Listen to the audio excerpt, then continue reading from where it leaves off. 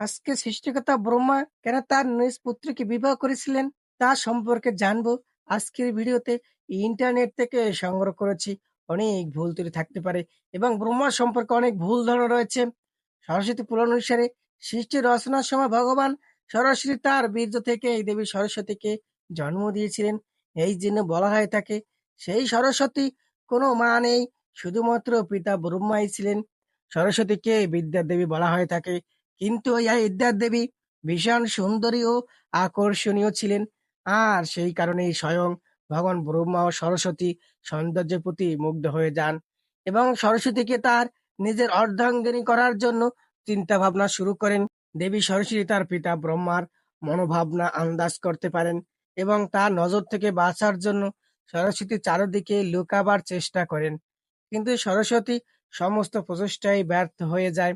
আর এই কারণেই বিবশ হয়ে দেবী সরস্বতীকে তার নিজের পিতা ব্রহ্মাকে বিবাহ করেন।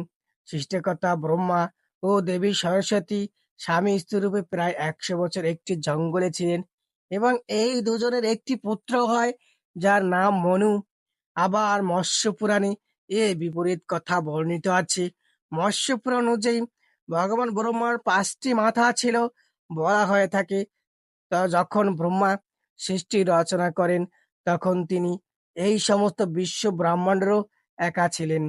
আর সেই সময় ভগবান ব্রহ্মা তার মুখ থেকে সরস্বতী বা সন্ধ্যা বা ব্রাহ্মণীর সৃষ্টি করেন।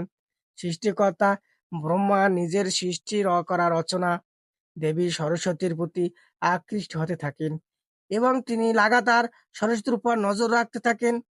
পিতা ব্রহ্মা নজর থেকে বাঁচবার জন্য দেবী সরস্বতী চারিদিকে লুকানোর চেষ্টা করেন, কিন্তু সরস্বতী দেবী ব্রহ্মার নজর থেকে বাঁচতে পারেননি। তাই তিনি আকাশ গঙ্গাতে গিয়ে লুকিয়ে পড়েন, কিন্তু আকাশেও ভগবান ব্রহ্মার পঞ্চম মাথাটি বিকশিত করে সরস্বতী দেবীকে খুঁজে বের করে ফেলেন এবং ভগবান ব্রহ্মা দেবী সরস্বতীকে সৃষ্টি রচনার কাজে সহযোগিতা করার জন্য অনুরোধ করেন। সরস্বতীর সাথে ভগবান ব্রহ্মার বিবাহ হওয়ার পর সর্বপ্রথম মনুর জন্ম হয় এবং ব্রহ্মা ও সরস্বতীর এই সন্তানকেই পৃথিবীতেই জন্ম নেওয়া প্রথম মনুষ্য বলে হয়ে থাকে। এছাড়া মনুকে বেদ, সমগ্র সনাতন ধর্ম এবং সাংস্কৃতিক সমেত সমস্ত ভাষার জনক বলা হয়ে থাকে এবং এই সমস্ত জন্ম কাহিনী এবং তার বিবাহ সম্পর্কে অনেক ভুল ধারণা ইউটিউবে পাবলিশ করা রয়েছে। যারা আমার এই ভিডিওটি দেখছেন, এর আগে একটি ভিডিও পাবলিশ করা হয়েছে এবং সরস্বতীর জন্ম বৃত্তান্ত এবং বিবাহ সম্পর্কে যে ভুল তথ্য রয়েছে সে সম্পর্কে আপনারা বিস্তারিত জানতে পারবেন।